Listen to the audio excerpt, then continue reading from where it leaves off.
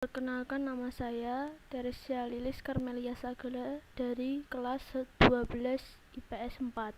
Di sini saya akan menjelaskan masa pemerintahan Presiden Megawati Soekarno Putri. Diah Permata Megawati Setiawati Soekarno Putri lahir di Yogyakarta 23 Januari 1947. Ia merupakan presiden wanita pertama dan anak dari Presiden Indonesia pertama. Megawati juga merupakan Ketua Umum Partai Demokrasi Indonesia Perjuangan atau PDIP.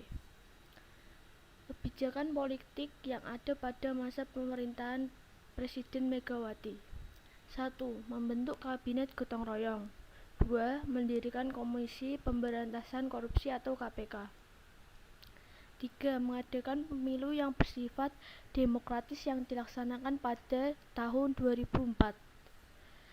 Kebijakan ekonomi yang ada pada masa pemerintahan Presiden Megawati. 1. Menaikkan pendapatan per kapita. 2. Menaikkan indeks harga saham gabungan atau IHSG. 3. Melakukan kebijakan terhadap BUMN. 4. Memperbaiki kinerja ekspor. 5. Mendirikan KPK. Kebijakan sosial yang ada pada masa pemerintahan Presiden Megawati. 1. Menggunakan Pancasila sebagai ideologi negara. 2. Meluruskan masalah otonomi daerah.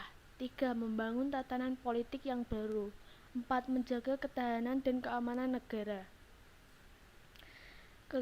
Kelebihan yang ada pada masa pemerintahan Presiden Megawati. Melakukan kebijakan ekonomi yang dianggap penting dengan mereformasi moneter melalui devaluasi mata uang nasional yang saat itu masih gulden dan pemotongan uang sebesar 50% atas semua uang yang beredar pada kabinet Natsi. Kekurangan yang ada pada masa pemerintahan Presiden Megawati.